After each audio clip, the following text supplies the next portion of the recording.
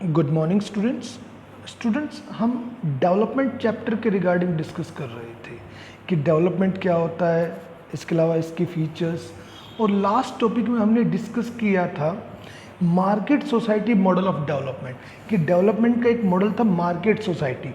उसके रिगार्डिंग हमने डिस्कस किया था, जिसमें हमने पढ़ा था कि जो मार्केट सोसाइटी और मॉडल ऑफ डेवलपमेंट है वो पूरी तरह से मार्केट के ऊपर डिपेंड करता है, यानी कि इंडिपेंडेंट मार्केट। वो इंडस्ट्रियलाइजेशन पर फोकस करना चाहते हैं। वो चाहते हैं कि ज़्यादा से ज़्यादा जो यूएसए और जो यूरोपियन कंट्रीज़ का जो रास्ता था डेवलपमेंट की तरफ, उस तरीके को अपनाए, उस पाथ पर चले, ठीक है। और वो मेनली सेल्फ इंटरेस्ट के ऊपर डिपेंड था, कॉमन इंटरेस्ट की तरफ वहाँ पर फोकस नहीं किया जा रहा था। और इसके अलावा उसका कई लोगों ने अपोज भी किया था कि ये सेल्फ इंटरेस्ट को बढ़ावा दे रहा है, ये कॉमन इंटरेस्ट की तरफ, यानी कि मोरल वैल्यूज जो है वो इसमें से खत्म होती जा रही है। तो market socialist model, market society of model हमने डिस्कस किया था। आज हम बात करेंगे welfare state model of development के regarding. Okay, let's start. Development इसमें क्या है? Welfare state model of development is a modified version of liberals who supported the market society model. कि जो मार्केट सोसाइटी मॉडल था उसका एक मॉडिफाइड वर्जन, मीन्स एक नया वर्जन उन्होंने कुछ उसमें कुछ चेंजेस कर welfare state model of development को लागू किया। The original idea of welfare state was introduced by German Chancellor Bismarck, Otto von Bismarck, to make Germany powerful between 1871 and 1890। कि welfare state model of development जो था ये किसने introduce किया था? ये था जर्मन का चांसलर था ऑटो वन बिस्मार्क। आपने 10th में पढ़ा भी होगा, उसने ड्यूरिंग बिटवीन 1871 से 1890 के बीच में। Bismarck was oppose to socialism and liberalism, कि बिस्मार्क ने दोनों को ही अपोज किया, लिबरलिज्म का भी और जो सोशलिज्म है उसका भी। ही देयरफॉर एडवोकेटेड स्टेट सोशलिज्म, तो उन्होंने स्टेट सोशलिज्म को एडवोकेट किया, उसकी आप कह सकते हो कि सपोर्ट किया। Which mark the beginning of introducing reform for welfare of workers, जिसमें कि उन्होंने ये कहा था कि वर्कर्स के वेलफेयर के रिगार्डिंग काम किया जाए, कि यानी कि गवर्नमेंट का जो काम है वो एक वेलफेयर स्टेट के रूप में है, कि लोगों के बेनिफिट के लिए काम किया जाए। तो ये वेलफेयर स्टेट ऑफ मॉडल था, ठीक है। इसके बाद आता है third, socialist model of development. कि सोशलिस्ट मॉडल ऑफ डेवलपमेंट में क्या आता है? देखिए, दो स्ट्रीम्स पर बेस्ड है, एक रिवोल्यूशनरी सोशलिज्म और एक इवोल्यूशनरी सोशलिज्म। रिवोल्यूशन का मतलब आपको मालूम है कि क्रांति, ठीक है। This was inspired by the writing of Marx, Engels and Lenin.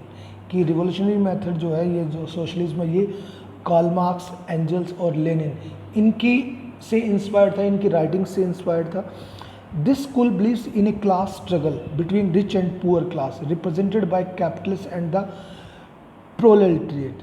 कि ये मानते थे कि जो सोसाइटी है दो ग्रुप से बटी हुई है, एक रिच और एक पुअर। इनमें मीन्स जो रिच है वो कैपिटलिस्ट को वो कर रहे हैं, और जो पुअर से यानी कि जो आप कह सकते हो कि जो वर्कर्स हैं उनको रिप्रेजेंट कर रहा है। The capitalist who own the means of production exploit the प्रोलेटरी।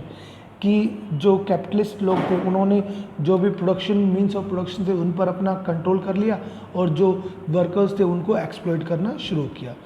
The development concept was limited only to those of capitalist class with total alienation of workers. कि उन्होंने कहा कि जो डेवलपमेंट मॉडल था, जो मार्केट मॉडल था, ये पूरी तरह से सिर्फ कुछ लोगों के लिए था, कि वर्कर्स के रिगार्डिंग इसमें कुछ नहीं था, ये सिर्फ जो रिच पीपल्स थे उनके डेवलपमेंट की तरफ ही काम कर रहा था। The theory therefore called for the revolutionary method to overthrow the means of production and full scale socialisation by dictatorship of plated over the means of production. कि इन्होंने जो थ्योरी दी उसको रिवोल्यूशनरी मेथड कहा गया, जिसमें कहा गया कि जो मीन्स ऑफ प्रोडक्शन है, जो फुल स्केल सोशलाइजेशन है, कि डिक्टेटरशिप वगैरह इन्होंने इसको हटाकर फेंका जाए और सभी पर जो वर्कर्स हैं उनका कंट्रोल हो जाए। This system came into exist in Soviet Union. अब ये जो सिस्टम है कहाँ पर ये सबसे पहला है? देखो, सोवियत यूनियन, यूएसएसआर या रशिया आप कह सकते हो।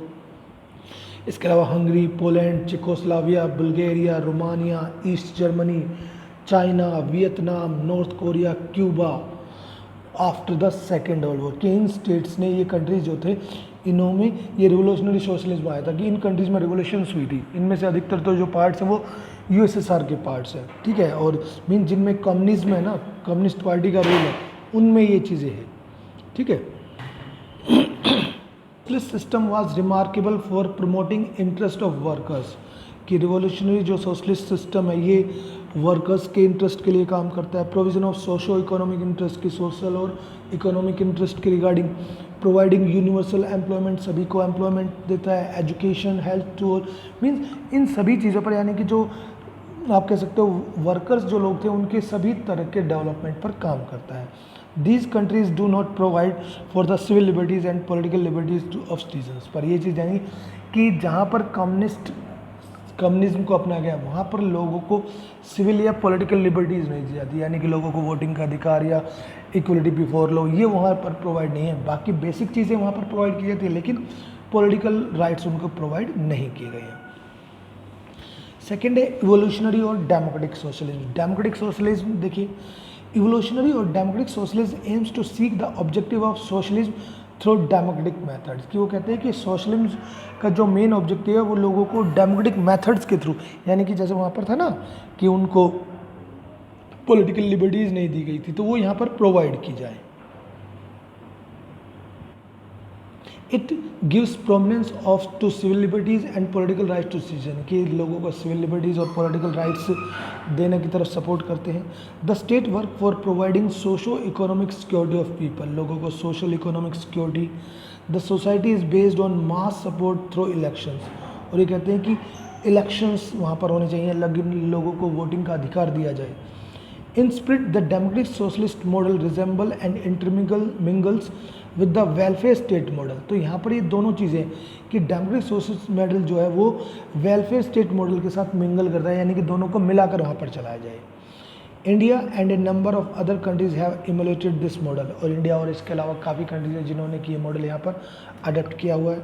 This model has recently become unpopular due to over population, chronic shortage of resources, bureaucratic apathy and corruption.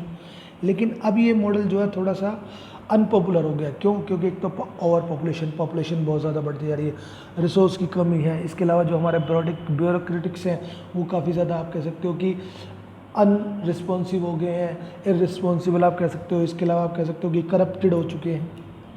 Further the state has been unable to work for the poor, कि एक state जो है, government जो है poors के regarding काम नहीं कर पा रही है।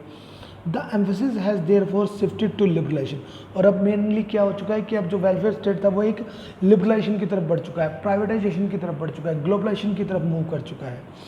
India has also adopted this model of development, India ने भी अब यही मॉडल को अडॉप्ट किया है। लिबरलाइजेशन 1991 में इंडिया ने अपनी इकोनॉमी को लिबरलाइज किया था।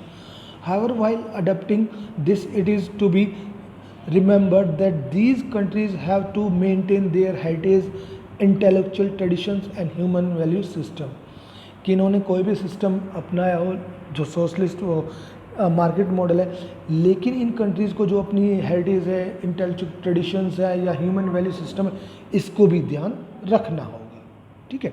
तो ये एक तो था आपका जो सोशलिस्ट मॉडल में आया था, कि एक जो पहले आया था जनरली, जिसमें हमने डिस्कस किया था कि देखो रिवॉल्यूशनरी सोशलिज्म की रिवॉल्यूशंस के थ्रू वहाँ पर वो लाया जाए, सोसाइटी में मॉडल डेवलप किया जाए, और दूसरा था डेमोक्रेटिक तरीक़ों से उनको डेवलप किया जाए, ठीक है। तो ये जो थे, इसके अलावा है गांधी मॉडल। गांधी मॉडल में क्या है कि गांधी जी जो थे, देखिए गांधी जी ने कोई स्पेसिफिक मॉडल नहीं दिया कि डेवलपमेंट का कोई मॉडल दिया, उन्होंने तो मेनली जो आइडिया दिए थे वो मैनकाइंड के लिए, लोगों की बेनिफिट के लिए, उन्होंने लोगों की भलाई के लिए उन्होंने आइडियाज़ दिए थे, ठीक है। गांधी जो कहते थे वो कहते थे कि पॉलिटिक्स जो है वो मोरलिटी को लाने चाहिए, ठीक है। From him politics was an instrument to achieving moral goal, कि पॉलिटिक्स जो है वो लोगों को मोरल गोल्स हैं उनको अचीव करने में हेल्प करना चाहिए, ना कि बेनिफिट के लिए, सेल्फ इंटरेस्ट के लिए वो काम करे।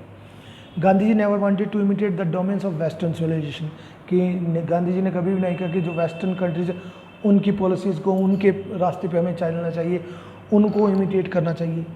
ही believe that western civilisation promoted consumerism which would lead to moral degeneration in India. वो कहते हैं कि अगर आप वेस्टर्न सिविलाइजेशन को अडॉप्ट करते हो तो वेस्टर्न जो सिविलाइजेशन है वो सेल्फ इंटरेस्ट की तरफ बढ़ावा देता है, और जो लोगों की मॉरल वैल्यूज़ है उनको ख़त्म करता है।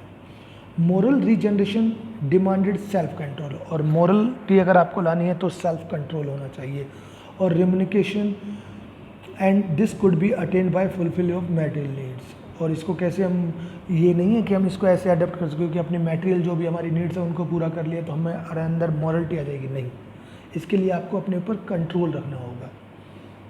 ठीक है, तो गांधी जी ने लिखा भी है कि I don't believe that multiplication of wants and machinery contrived to supply them is lacking taking the world a single step nearer its goal. कि मल्टीप्लिकेशन ऑफ वांट्स है, इनको वो नहीं मानते कि इनको पूरा करने से आपके अंदर मॉरलिटी आएगी। इसके लिए जनरली आपको अपने ऊपर कंट्रोल करना होगा। अगर इस तरह से लोग अपने सेल्फ इंटरेस्ट की तरफ काम करते रहे तो जो क्या है कि मॉरलिटी खत्म हो जाएगी, सोसाइटी में डिस्प्यूट बढ़ जाएगा और सोसाइटी डिस्ट्रॉय हो जाएगी। तो गांधी जी जनरली ये था कि मैन काइंड के लिए गांधी जी बिलीव करते थे कि मैन काइंड को बढ़ावा दिया जाए। ठीक है, ओके स्टूडेंट्स, तो ये आपके मॉडल्स ऑफ डेवलपमेंट थे। Okay students, thank you.